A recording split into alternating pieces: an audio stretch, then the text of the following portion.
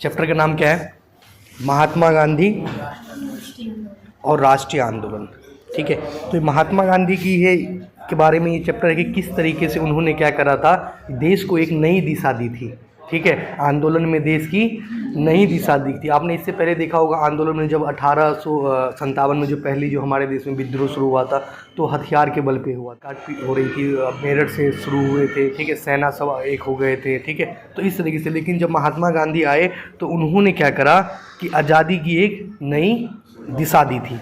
ठीक है, वे हमेशा क्या करते, वो हमेशा सत्य और अहिंसा के पर चले, सत्य और अहिंसा के रास्ते पे चले, और लोगों को भी इन्होंने यही सिखाया कि हमें सत्य और अहिंसा के साथ हमें आगे बढ़ना है और अपने देश को क्या करना है, अपने देश को स्वतंत्र करवाना है ब्रिटिश से।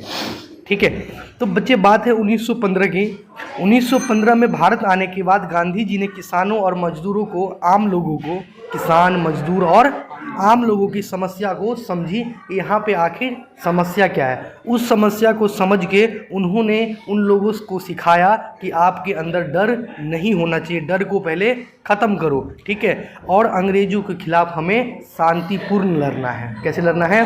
शांतिपूर्ण लड़ना है, और शांतिपूर्ण हमें अपने देश को स्वतंत्र करना है। ठीक है, तो गांधी जी का मानना था कि ताकत हथियार नहीं है, ताकत जो है हथियार नहीं है, बल्कि एकता और सच्चाई है।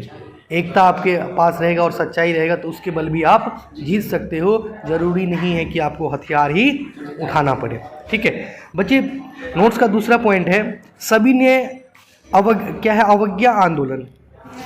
ठीक है, इसको भी आसान भाषा में आपको बताता हूँ। सविनय अवज्ञा आंदोलन का मतलब क्या होता है, पहले ये समझो। ठीक है, क्या कह रहा है? सविनय अवज्ञा आंदोलन है, इसको आप समझो। सविनय अवज्ञा आंदोलन का मतलब होता है कानून तोड़ना लेकिन शांति के साथ। क्या करना? कानून तोड़ना है लेकिन शांति के साथ। ठीक है, तो इसका मतलब ये होता है सविनय अवज्ञा आंदोलन का मतलब ये होता है कानून तोड़ना है लेकिन शांति के साथ। ठीक है, 1930 की बात है। ठीक है, 1930 में क्या हुआ?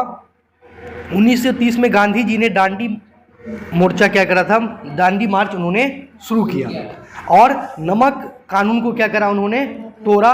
और इस आंदोलन में किसान, महिलाएं, छात्र ये यात्रा में, ठीक है, लोगों ने विदेशी कपड़ों को बहिष्कार किया कि हमें विदेशी कपड़ा नहीं पहनना है, हमें स्वदेशी अपनाना है, हमें विदेशी कपड़ा नहीं पहनना है और स्वदेशी अपनाना है। और अंग्रेज जो अब इस ऐसे जब गांधी जी ने सबको कहा तो अंग्रेज क्या हो गया कि घबरा गया, क्योंकि गांधी जी के साथ छात्र से लेके मजदूर से लेके किसान तक सब शामिल हो गए थे। ठीक है, तो ये उन्होंने कहा कि हमें विदेशी जो है कपड़ा वो क्या करना है, वही स्वदेशी अपनाना है।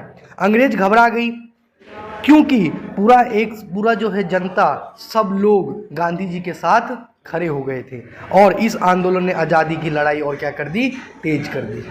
ठीक है, तो ये गांधी जी का जो है ये सबसे बड़ा इनका जो है ये आंदोलन रहा। ठीक है, और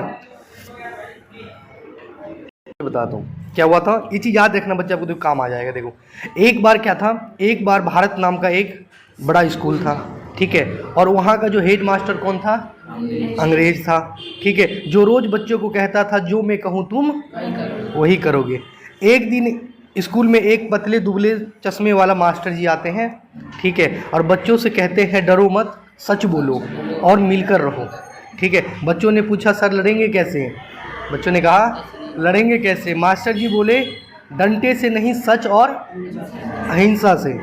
फिर सारे बच्चे मिलकर बोले हम नमक खुद बनाएंगे और विदेशी चीज़ नहीं लेंगे। ठीक है, तो हेड मास्टर घबरा गया और एक दिन स्कूल क्या हो गया, आज़ाद हो गया। वही मास्टर जी का नाम कौन था, महात्मा गांधी, और वह स्कूल था हमारा भारत। ठीक है।